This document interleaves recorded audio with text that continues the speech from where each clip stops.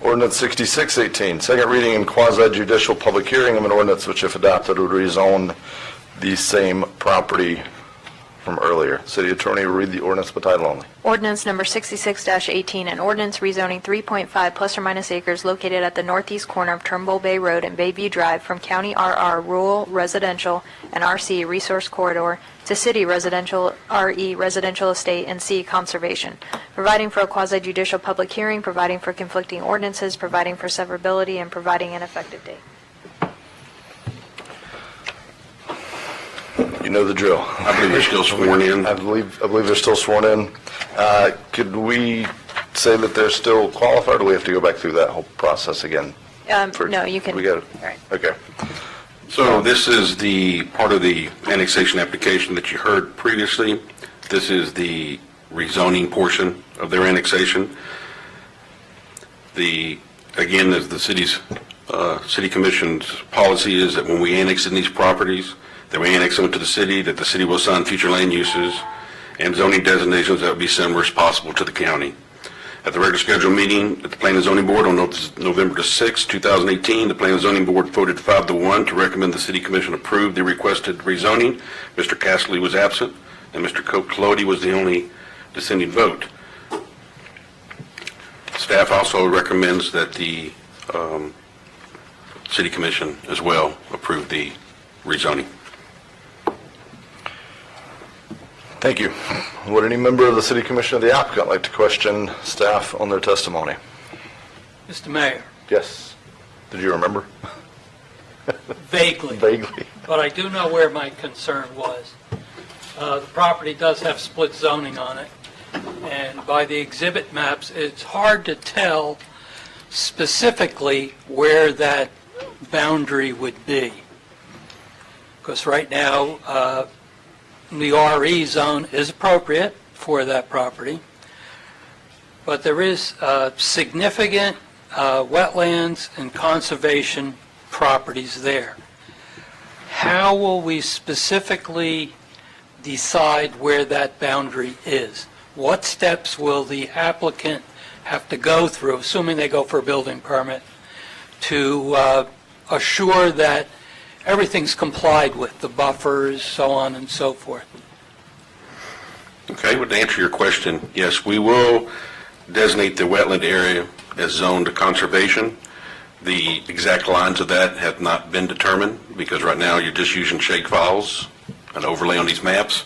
Our LDR allows us to use the wetland as a wetland line to separate zoning districts. And so as soon as they apply for a building permit and submit their survey showing all their wetlands, that conservation line will be relocated to the wetland line that's been witnessed on their survey by a biologist. Okay, so the wetland line would have to be determined by an expert in the field. That's correct. It'll be part of their survey they submit when they're building plans, and they are moving forward at this point to get their package together to apply for a building permit.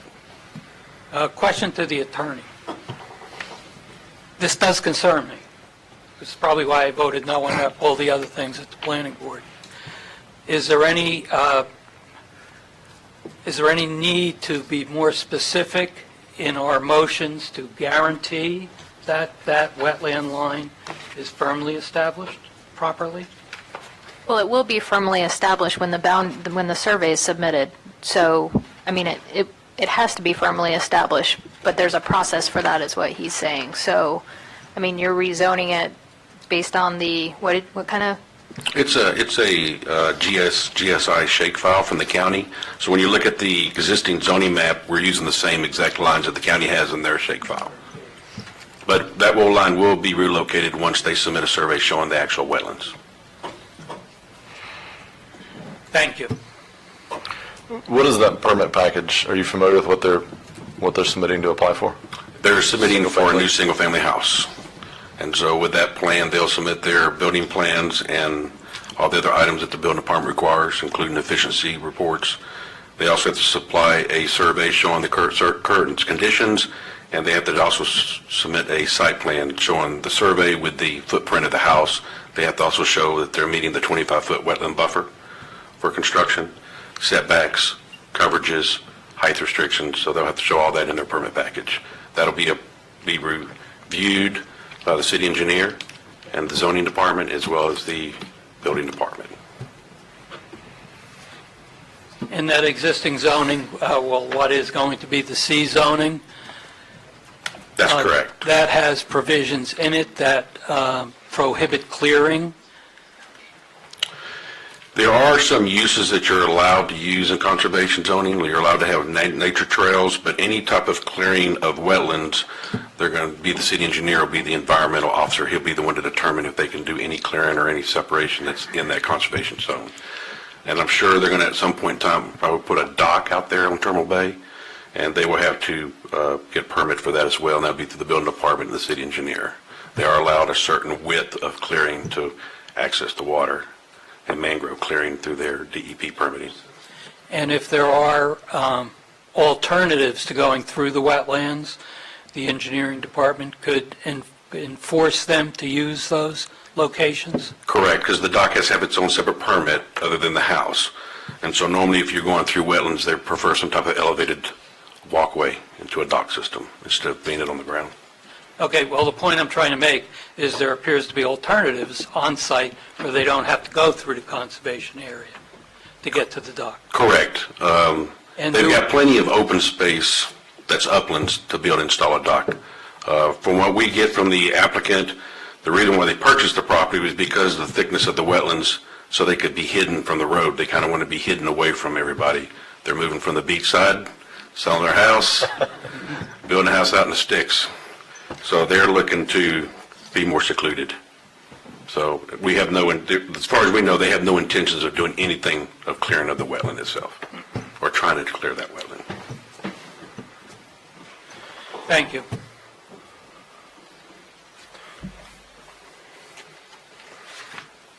Any other questions of staff? Comment and a question, Mr. Mayor. Sure. Since it has not been determined whether county restrictions on density are greater restrictions or lesser than ours, it's still a concern for me. Are they annexing in so they can create greater density and use the wetlands? The other consideration is it's directly on Turnbull Bay, and they will obviously, I think they also will have a septic tank. Is that your belief, sir? That is correct. There is currently no sewer accessible to the property, so they will be going through the county health department to apply for their permits for the septic tank. The property is about 3.5 acres. There's plenty of uplands, so I'm sure that the health department will approve them to have a septic tank in the actual uplands. As a density, if you determine about density for the actual wetlands, the county does determine density different than we do in the wetlands. I can't tell you that exact. I wasn't prepared to answer that question. But for density of the future land uses and the zoning, we're using densities and stuff that are similar to what they had in the county.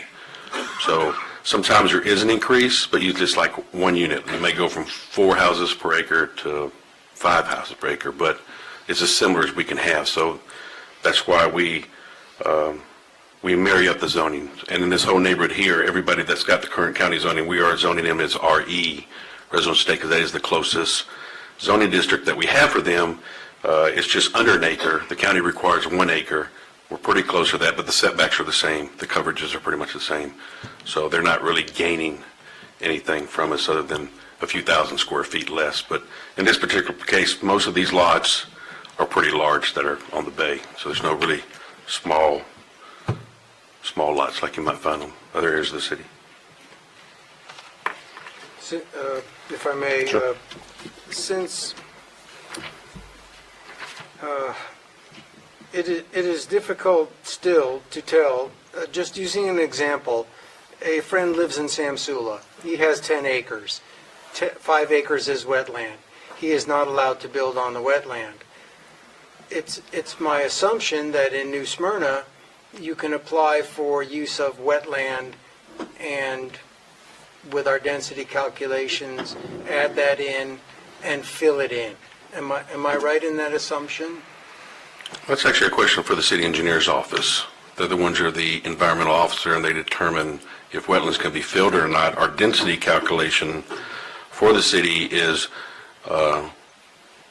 if you have any land that's in a wetland area that is above water and it's not actually wet, then you can count that toward your density count, even though you may not be able to construct in that area.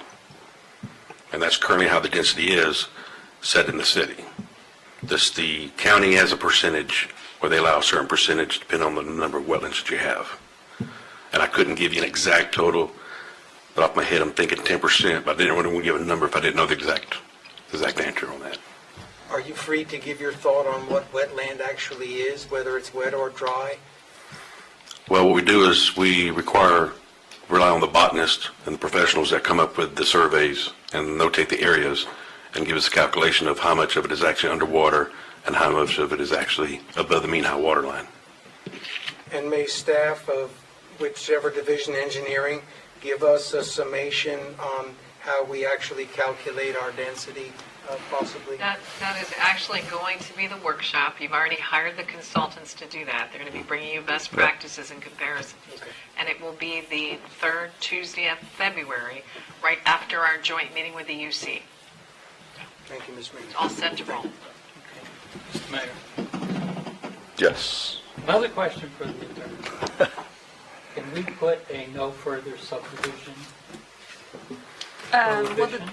Well, this is a rezoning application, so the only thing we're looking at right now is it appropriate to go from the county zoning to the city zoning to attach development regulations to a rezoning application? I don't feel that that would be appropriate at this time. We're not in a PUD, where we have a development agreement. I mean, it's an application to go from county to city in these city regs.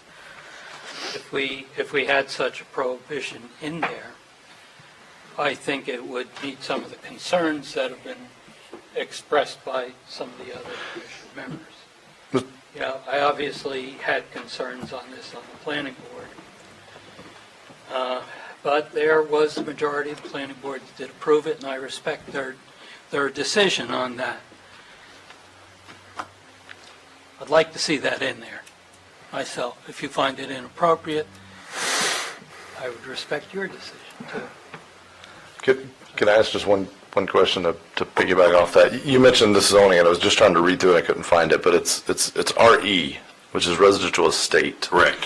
What is that actual density? It's like one home per, we're talking homes per, like one home per X number of acres versus normally we're talking number of homes per acre. It's like it goes back the other way. I mean, it's really, really low density, I believe, right? Correct. Actually, the densities are set in the future land uses. So in the future land use that they currently had, they had future land use of rural. Yeah. And so that's usually one home for every acre. And so Yeah. that's what we're moving them to the city, future Yeah. land use of rural, which it also is one unit for every acre if you're within a certain amount of feet of another subdivision that is less than 1 unit per acre.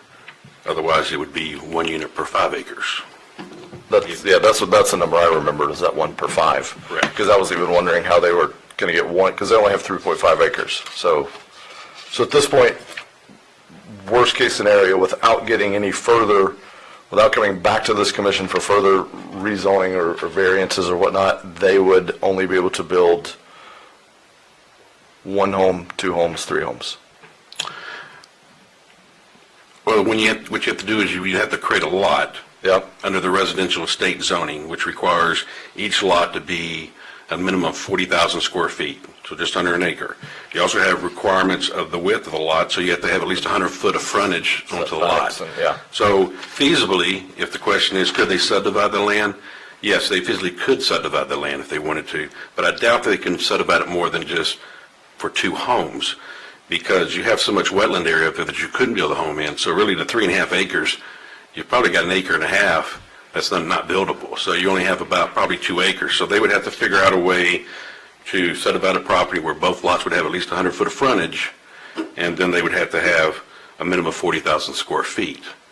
I think some of the concern I heard earlier, which is well made, is with the way our wetlands are possibly calculated now, that wetland would be in that density calculation, therefore upping it. I still don't think it goes to any extremes, I mean, it's still, we're talking within the 2 to 3 home range, but that's 2 to 3 more septic systems next to our Turnbull Bay that we just approved to protect. So I hear the concern. I just don't think they can get more than 2. Yeah, I mean, the density calculation may say that you could do 3, but based on the width of the lot, the square footage, and then the amount of wetlands in there, that they're not going to have the whole 3.5 acres to try to subdivide. They may be able to get 2, but I think if they do, there is a right-of-way to the south, which is a county right-of-way that's unopened. I would believe that they would have to probably get that vacated, so they would have to have extra property to be able to truly subdivide and meet our LDR for the RE zoning lot sizes and widths. okay. Any other questions of staff? I think we've, Yes, one more, sir. sure. Does staff analyze soil quality that is adaptable to septic tanks? We do have an overlay map that we use that's basically coming off of the county shake file or their GSI file. The county health department is the one that investigates the soil samples based for septic tank use. And also for size, they have to have a minimum size of property to actually have a septic tank. But we don't keep the record of the quality type soil that is. They do, when they apply for their house permit, they do have a report showing what the soils are for where the house is being built, and plus they also have to show a compaction, that soil can be able to compact, and I believe it's either 95 or 98% compaction required before they can put a pad and build, or a stem wall. Thank you. And in this case, they probably will do a stem wall because of it being low in that area. Thanks. Okay.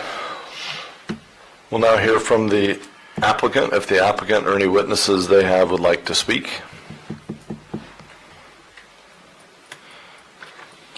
Seeing none. Now hear closing remarks from the city and the applicant. I guess, any closing remarks? We don't have anything else to add All to right. it. Okay, close the public hearing and consider the application. Move to approve. Second.